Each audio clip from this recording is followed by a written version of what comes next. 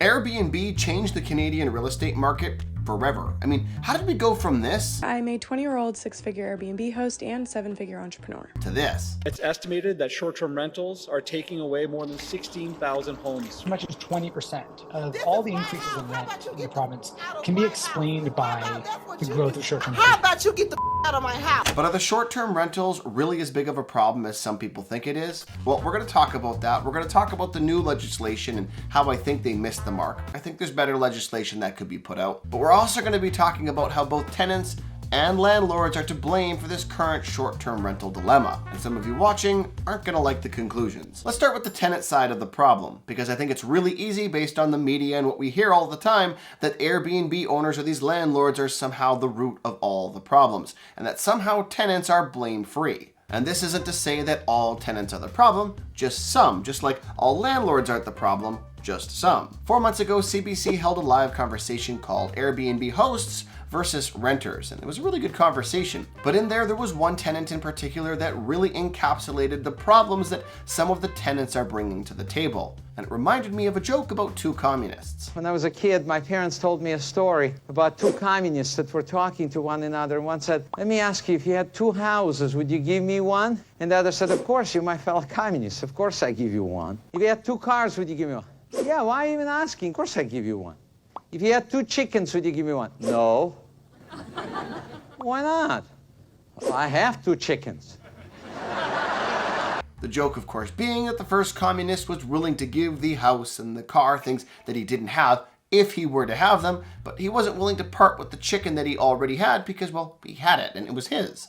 I mean, compare and contrast the joke that you just heard to the tenant's own words. We're in a situation with housing shortage in pretty much every city across Canada. I don't think you can really afford, at least of all the tenants, can afford for any of that housing to be given up to a kind of superfluous cause. I mean, I totally understand it helps you live a better quality of life, but if that comes at the expense of other people being able to afford to live even sort of a basic standard of living, then I think that is problematic. But why is that Christian's responsibility, right? Like you say superfluous, you might say, hey, that's my income. I think at some point it comes down to sort of like personal morals and ethics.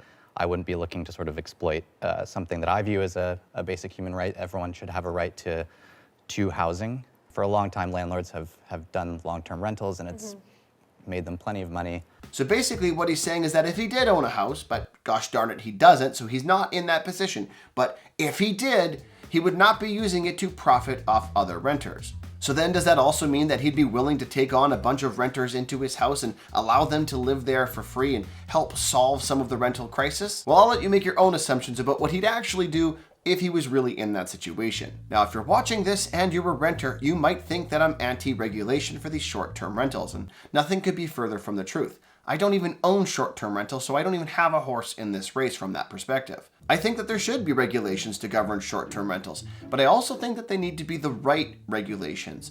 And understanding how all stakeholders involved in the problem affect the current market that we're in is really, really important for understanding how we get the right regulations. There is a growing number of renters in Canada that aren't even willing to understand or acknowledge that other renters, or perhaps even themselves, are part of the problem. There was recently an article in the Globe and Mail titled, "Airbnb's Ravenous Appetite for Residential Units is Contributing to Canada's Housing Crisis."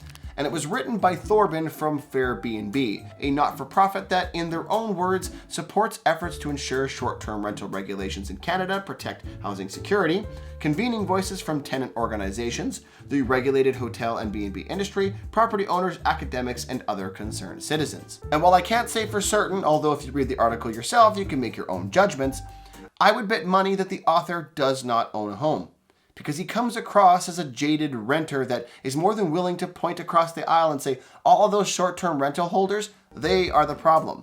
They're the reason why housing is so unaffordable. Meanwhile, missing the whole other part of the problem. The part that he's very highly likely a part of. I'm the problem, dude. You're the problem. Why are you jumping? Thorben writes, short-term rental platforms such as Airbnb have helped convert tens, if not hundreds of thousands of residential units into dedicated ghost hotel suites. Units once planned, zoned, approved, and built as residential have been converted to commercial space to accommodate the traveling public. As a result, he concludes and calls for misguided regulations. Ask yourself why. Why would landlords want to take their long-term rentals and convert them into short-term rental stock? despite the fact that there are increasing regulations, despite the fact that historically vacancy rates do pose a threat and a challenge to Airbnbs, and despite the fact that getting mortgage financing for your short-term rentals is super, super difficult. Mortgage lenders hate Airbnbs. But seriously, ask yourself why. Why would they be willing to do that? Because they're doing it en masse.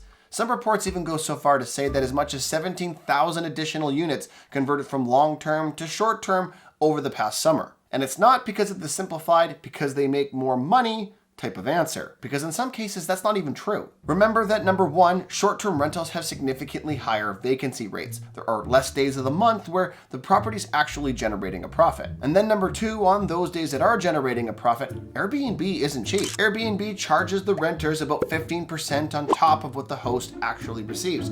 And they go even further, taking an additional 3% from the hosts themselves, meaning 18% of the price that the renter is paying goes to the platform itself and doesn't actually go to the host's pocket. But more importantly, number three, like I mentioned before, mortgage lenders hate short-term rentals, meaning that the landlords either had to have financing that was significantly more expensive, or they had to carry a much more significant amount of equity in the property, meaning that they couldn't afford to leverage that equity and carry more rentals, thereby limiting their rental income even further. No, the real reason landlords are turning their long-term rentals into short-term rentals is because they're trying to escape bad regulations, bad tenants, and ineffective tenancy boards. Look at Ontario, for example. In Ontario, if you have a long-term rental, if you have a dispute with your tenants, the tenants can stay inside the property even without having to pay rent until the tenancy board has heard your dispute and issued an eviction order. This, of course, can lead to all sorts of abuse, and the abuse is happening. Preventer found himself in a situation that when he wanted to move into his London, Ontario home, the tenant refused to leave. In fact, not only did the tenant refuse to leave, but the tenant also refused to pay the $15,000 in back rent that Preventer was owed, and even went so far as to say that if Preventer wanted him to move out sooner, he could pay him $20,000 to get him out now. And unfortunately, this is far from an isolated case. Marco had a similar story where he spent time living in his car because the tenant refused to leave, racking up more than $31,000 in back rent in the time that they were there. This is what living in a McDonald's car park is like. So I decided to get McDonald's, eat on my bed with Gigi. That was a good thing about staying in a McDonald's car park. You get dinner. Now, if you're a landlord and you're hearing all of these stories, why on earth would you want to put yourself in a long-term contract when instead you can just flip over to a short-term rental contract and deal with far less of these headaches? So this means that if you want to create fair, equitable, and effective regulations,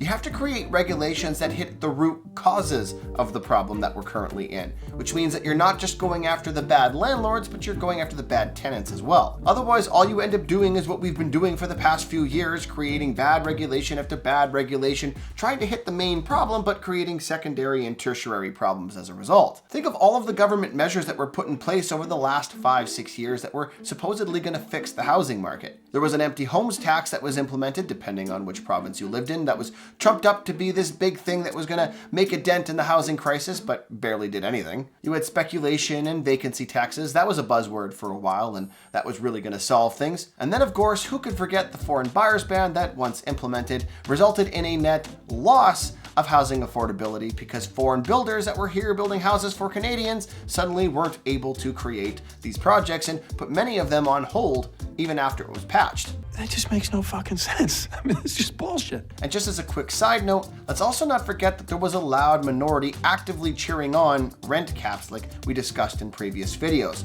Well, one of the unintended consequences of doing that means that long-term rentals struggle to cope with inflation, struggle to adjust for those inflationary rates, which means that if they convert that to a short-term rental, they can now tweak their rents by the day, making it far more appealing as well. Also keep in mind that this isn't the first time that regulations have been imposed by provinces to govern short-term rentals. Quebec, for instance, had targeted short-term rentals in regulations in 2016, but even though a few years later more than 90% of those short-term rentals were not in compliance with the regulation, still not a single fine had been issued, because enforcement is super difficult to do. And that, of course, is why in BC's new regulations, enforcement is one of the two backbones of these new regulations. The regulations state that by the summer of 2024, short-term rental platforms will be required to share data with the province, including information of the hosts, and that by that same May of 2024, it'll also be a requirement for municipal business numbers to be displayed on rental listings on platforms like Airbnb and VRBO.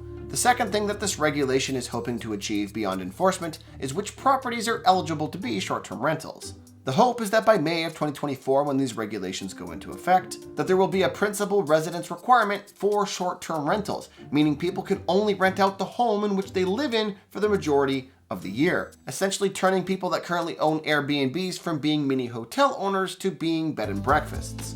And that's why I think that these regulations are a bit of a miss. I think enforcement, for instance, is still going to be a challenge. Are you going to get more enforcement? Yeah, probably, but it's going to be amongst the good, rule-following landlords. There are many people out there that are willing to commit mortgage fraud in order to own a property. And if you're thinking that they can't alter or produce documents that are going to allow them to get around these new regulations, then you're kidding yourself. Don't kid yourself, Jimmy. On top of that, if you actually do enforce these rules and you regulate it so that the only type of short-term rentals that can exist are the ones that people are actively living in, then you've almost entirely eliminated condos, an entire property type, as an eligible short-term rental. And there might be people out there that are like, but that is a good thing, and maybe in part that is true. But I think what would have been more effective is if BC had looked at changing some of their zoning requirements, allowing some areas or regions of the city to be eligible for short-term rentals and others not. And then simultaneously to that, you revamp the tenancy boards so that not only are the processing times quicker so that disputes can be heard much faster, but that it actually has teeth for both landlords and tenants. This is more extreme, but I think it would be great if Canada had a two-strike rule. If you're a tenant and you're renting from someone and you decide to destroy the place, then you're held responsible for those damages. And if you do it a second time, your name is publicly displayed on a national database that all landlords get to see, meaning that all of the good landlords are going to be able to check this database and choose not to rent to you. You've made your bed, you can lay in it. Conversely, if you're a landlord and you have two corrective actions against you from tenants, then that goes onto the national database that all of the tenants can also see, meaning all of the good tenants will refuse to rent from you as well.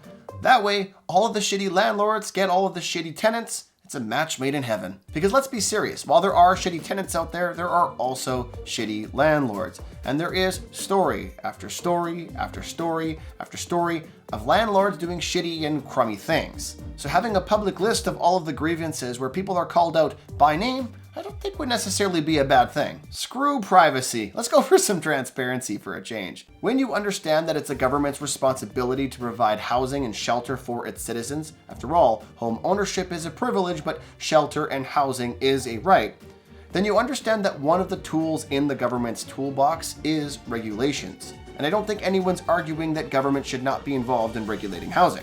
And since only fools would say that governments should be 100% involved in housing, that means that for the rest of us, the sane, rational thinkers of the world, the answer is somewhere in between.